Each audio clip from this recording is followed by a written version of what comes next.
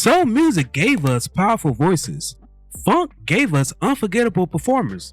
And every now and then, an artist come along with something special. Raw energy, explosive charisma, and the ability to electrify the crowd. Some performers become household names. Some become legends. And some, despite their incredible talent, never receive the recognition they truly deserve. One of those artists was an artist whose energy made audience pay attention. Many compare him to James Brown, and once you saw him perform, you understood why. This is a story of one of funk's most underrated legends. The centerpiece of today's video is all about Little Royal. Now, before we start, I would like to take a moment to thank Mr. Washington for bringing this artist to my attention. If you would like to request videos, you can do so not only by commenting, but also on Facebook. So feel free to follow me there. Now before we start, let's be sure to leave a like on the video, subscribe to the channel, and push that notification bell to be sure you won't miss out on any more uploads. Now without further ado, let's cue that intro.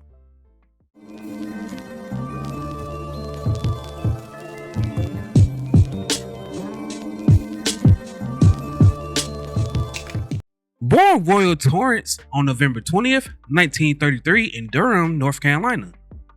Like many artists from his era, music became central to early life. He grew up during the golden age of black music, gospel, blues, soul, and R&B. All of these sounds helped shape his musical identity. Music wasn't just entertainment, it was culture, expression, survival, and opportunity. For Lil Royal, it became a purpose. To understand his story, you have to understand the era. The 60s and 70s changed black music forever. Soul music exploded. Funk transformed rhythm. Artists raised the standards for performances. Stage presence, it became everything. Crowds, they wanted more than music. They wanted energy, passion, and showmanship. Little Royal entered this world ready to perform, and he brought something powerful. At the age of 20, he moved to Washington, D.C. with his uncle, Bill Weaver, and he began to sing in his gospel ensemble. Weaver quickly decided that the group should sing R&B instead, and while Royal was first skeptical, he eventually agreed. He soon formed his own band and toured venues. Royal and his band had a chance to open up for Smokey Robinson after impressing him. What made Little Royal so special? His performance wasn't just him singing songs. He attacked the stage with energy. He knew how to command attention. Every time he stepped on stage, he gave people a show. One of the biggest talking points around Little Royal was his comparison to James Brown. That's significant because James Brown set the standards for performance. So, to be compared to him meant expectations were enormous. But Little Royal, he embraced that energy. But he wasn't copying greatness. He brought his own flavor, his own fire and identity. All of that mattered. He was often referred to as Soul Brother Number 2 and as James Brown's little brother. Royal was delighted to be associated with James Brown, even if some people dismiss him as a James Brown lookalike, despite his self-penned songs. Royal also have claimed to have discovered Teddy Pendergrass. He was looking for a drummer for his band, the Swing Masters, and Teddy auditioned and landed the gig.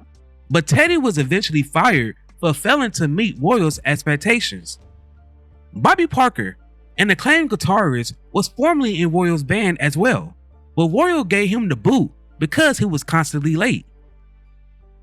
Royal's music reflected everything that made funk powerful. His records carried raw feeling that made people move, dance, and feel. That combination alone is what great funk is all about. Little Royal delivered exactly that. Little Royal, like many second-tier soul artists, did rounds at various labels, but he enjoyed his most successful stints at Carnival and King Records. His biggest hit to date was Jealous.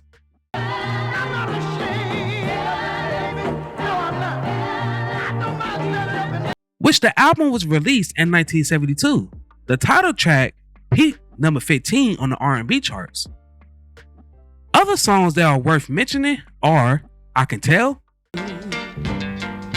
The things you do, darling. Oh, I Come Crawling, I gave you all my love. You broke every rule.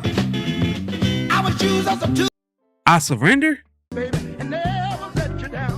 I surrender all my love to you. and Keep On Pushing Your Luck, to mention a few. Sure. Keep on strutting your strut. I see you, baby. And just Royal and his band, the Swing Masters, had an instrumental named Razor Blade.